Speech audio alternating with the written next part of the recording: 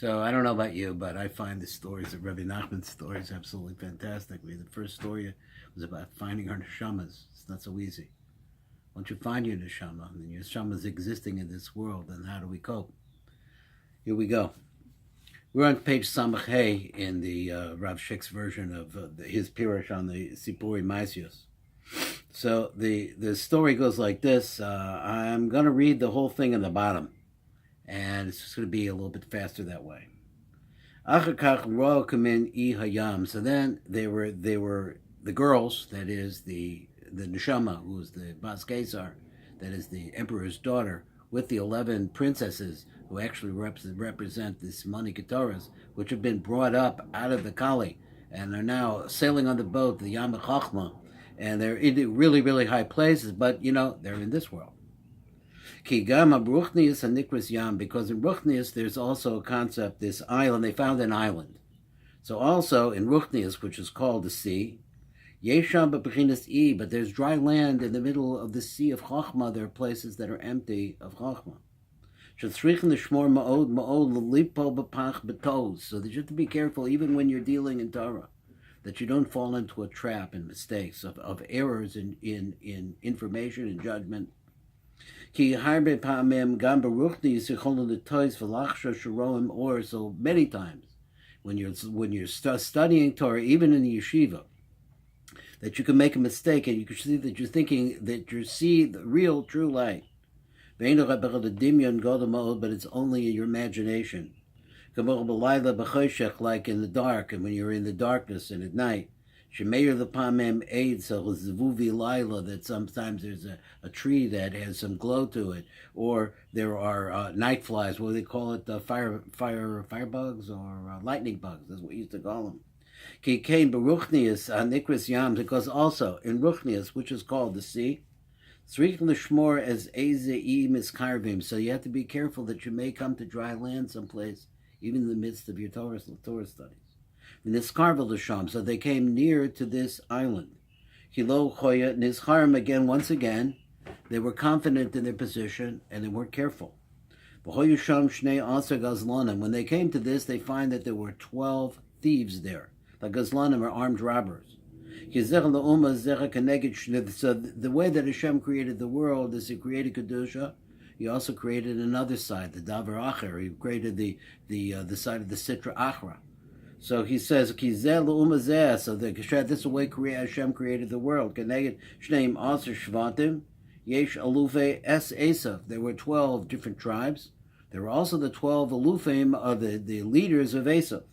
And they wanted to kill them. That is these Gazlanim wanted to kill these girls. So they wanted to kill them, and so she asked, the Bas Kesar represents Yosef. Now we understand Yosef is always bris. So bris is the concept of the neshama, which is at a very, very high level, or the level of actually being able to transfer his kedusha to the lower levels. So that is Yosef. So she asked the Gazlanim, who were terribly threatening. She says, "Who's your leader?" The Hirala. So they showed him to her. So this emperor's daughter, which represents her neshama, she says to this leader, "Ma masechem, what do you do?" Kihi kima. So she realizes the dangers that she's in, and she knows she's going to fulfill this pasuk in Tehillim. Im navar tisbarar. So if you see somebody who's pure, then go along and do purifications. V'im ikesh tispato. But if he's crooked, then you're going to have to be perverse and to be able to find your way through it that way. And this is what you have to do with murderers and people who are armed robbers. The savevosam, to surround them. The savevosam, to get around them. So he says, Rosh HaGazlanim, so the head of the Gazlanim, Shuhu Esav Ba'atzmo, Rav Schick writes that this is Esav himself. Shuhu Neged Yosef, so he corresponds on the other side of Kedusha to Yosef. Kamosha Kasav base Yosef Lahava, because it's written as a pasuk, it's in Ovadia. that the house of Yosef is like a flame, a torch. The Beis Esav Lakash, in the house of Esav is like stubble. It's like kash, ready to burn. Va'achas esrei benos heim keneged achad aser shivtei ya ka milvad Yosef. So he says, then the 11 daughters of the princes, that is the princesses, they correspond to the other 11 alufim of Esav. So, keneged achad aser shivtei ka, that there are the 11 tribes, not counting Yosef. And corresponding to them, there are 11 different leaders of the tribe of Esav, the tribes of Esav. Shehem Gazlanim, they are armed robbers. Kasitra Achor, because the force of the other side. Alufe Esav, Hem Gazlanim, Ha'adam, Esayame, V'chashagav, V'ragoyim, Hachitoivim. So this is a small little idea that Rav Schick says. Because what does Sitra Achor do to you? It actually robs you. Gazlanim. They take away your days. They take away your hours. They take away your moments that are so precious. That a person could use this time that he's wasting on going at the pleasures of the Olam Hazeh. He could be using that to be davek to Hashem Yisbarach. We use davek b'chai hachayim bo Yisbarach in order to be cling to the life force of life itself, which is Hashem Yisbarach.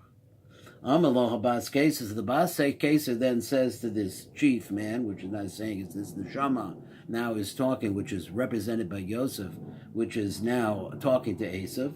The Bas Keser, the Rosh Gazlanim. So she says to Esav, Af anachnu Gazlanim, we're also armed robbers. Gam ezel u'mazel asa alokim, because listen, there are different kinds of things. There are male robbers, there are female robbers. Raksha atem gazlana begavura shalachem. You use overwhelming strength. Because how does Sitra Achra come? The Sitra Achra comes with midas of judgment.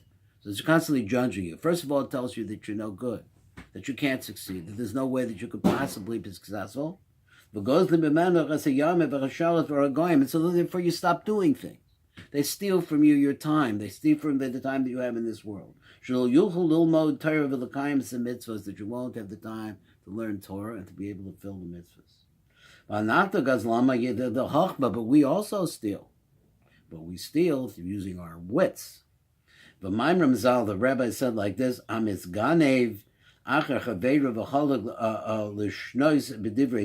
a person who steals after his friend or his associate, in order to teach, to change from the Divrei Torah, Afal Pisha Nikra Ganav, and even though that he's called a Ganav, I think what he means in order to teach Torah. The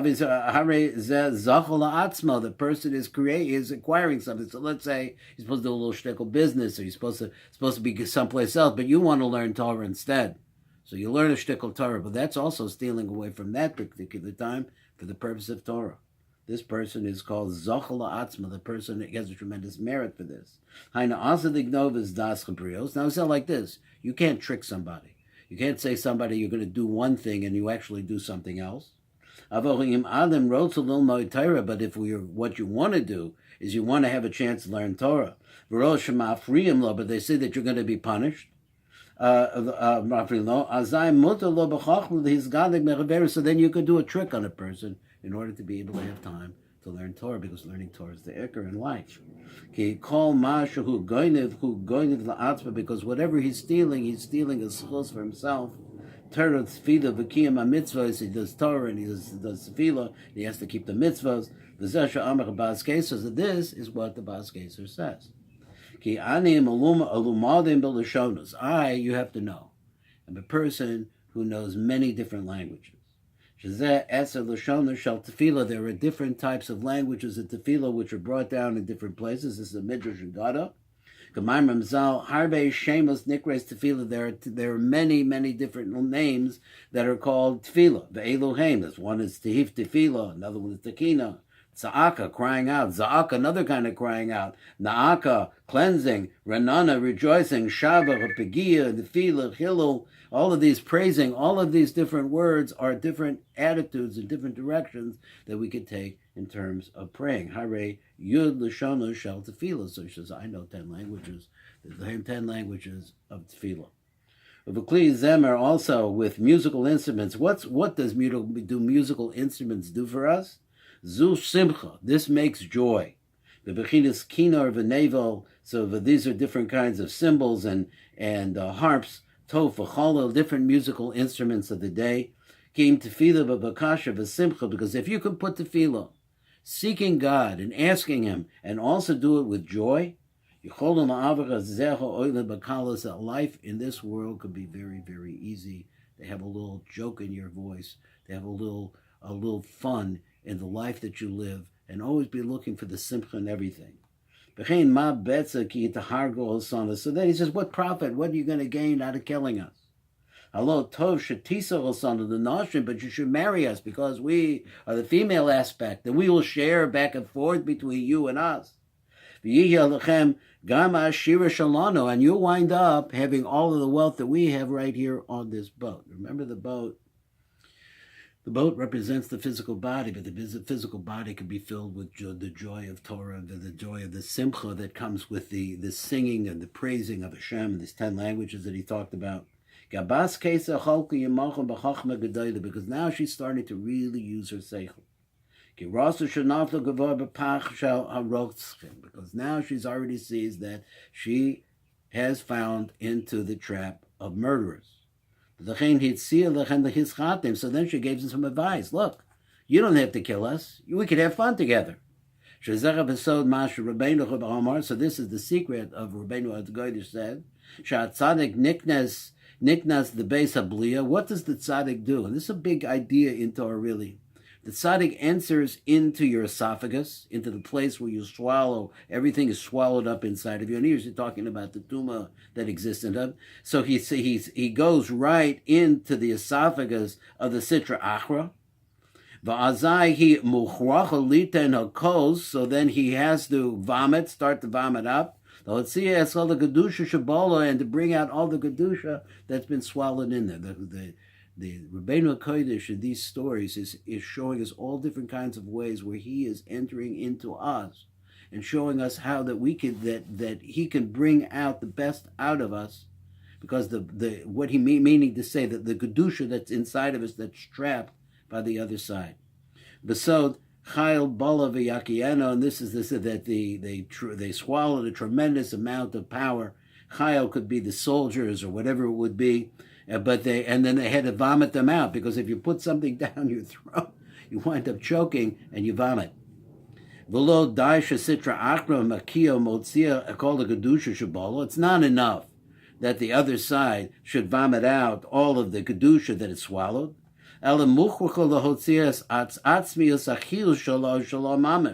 not only that, but it has to bring out the essence of its own life force. It has to bring that out too. This is what the tzaddik is working on, to nullify these things. So this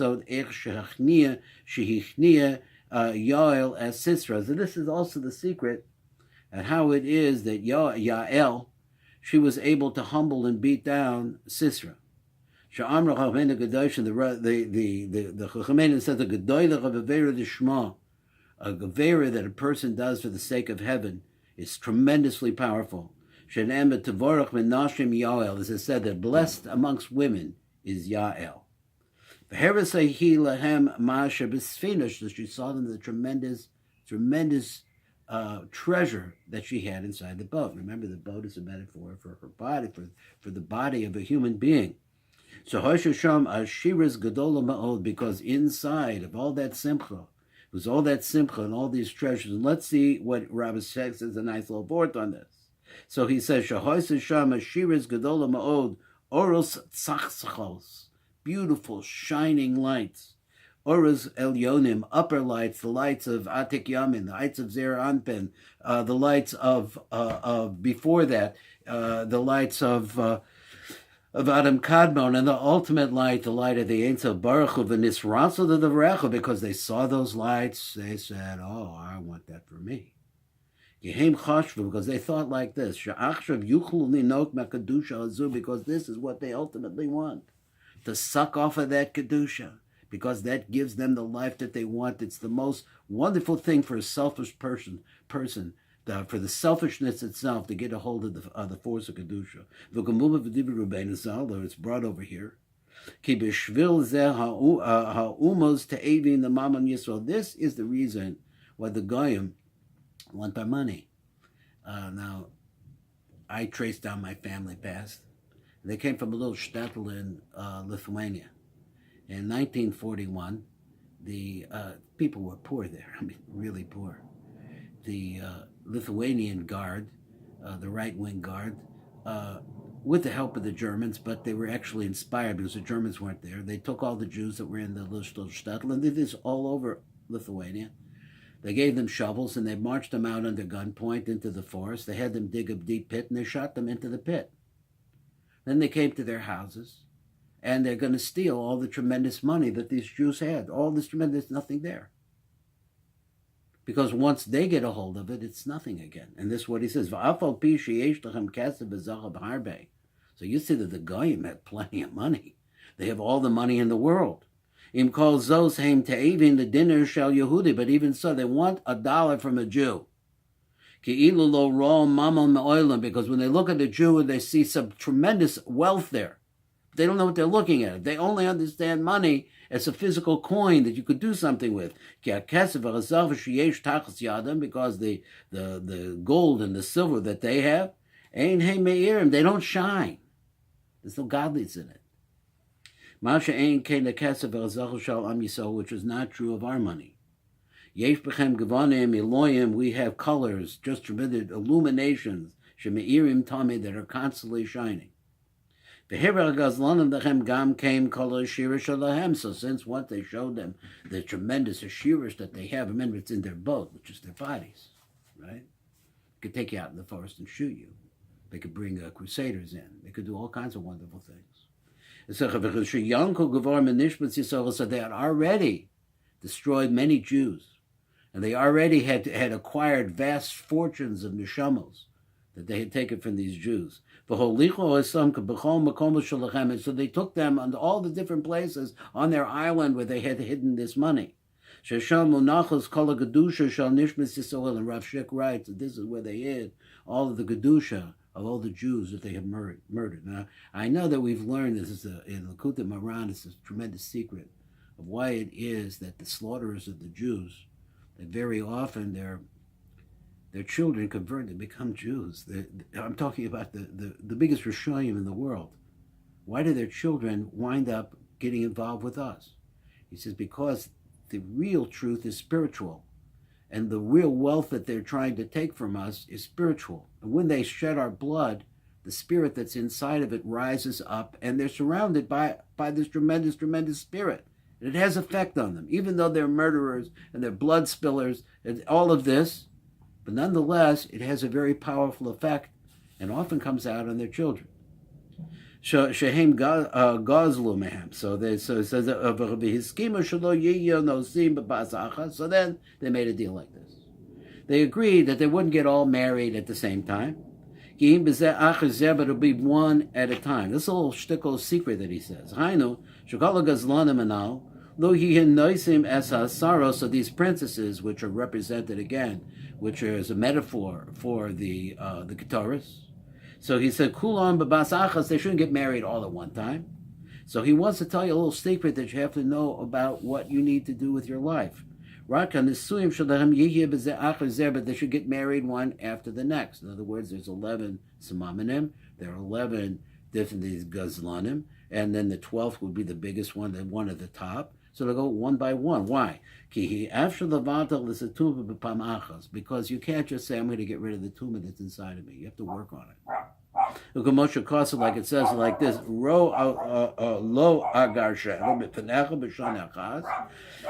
not going to send it away from you in 1 year. Because what will happen, I'm not going to send them away from you. That has to do with the conquest of Eretz Israel. Because I'm not going to leave the world desolate. And then what will happen is that the animals of the field will take over. Ma'at mata gashana befanecha. I'm going to have them sent away from you little by little. Until you should be able to multiply, and then you'll be able to inherit the world, the land. So that has to do with Eretz Yisrael. It's going on right now. So we're coming back. We're coming back little by little. Ma'at ma'at lo tuchlu kolosam, little by little. Lo tuchlu kolosam mahir, you can't get rid of them quickly. Pen tarba rabalecha chayes asada, unless the wild animals, like our cousins, should overcome you. But every one of you should take one of the princesses that's fit for you. Because corresponding to, first of all, we had the metaphor of the Simonim. But then we said that also is a metaphor for the 12 tribes of Israel, or here we have the 11 tribes, not counting Yosef. So he said that when you say that one opposite the other, that in everything that's kadosh is also something which is tameh. So that you put the aluf of Esav, the chieftains of Esav, connected the shvatim of Yisrael. Agodol lefi godlo, shazeh Yosef neged Esav. So we put like this: Yosef next to Esav, and then all the rest of the princesses will be lined up with one of the chieftains of Esav. K'mayim Ramzal. Yosef, because when Yosef was born, knowledge satno shall Esav, that is when the adversary of Esav, which means his angel, the malach of angel, was also born. Okay, that's what we're going to read today. Nice piece of Torah. Thank you for listening.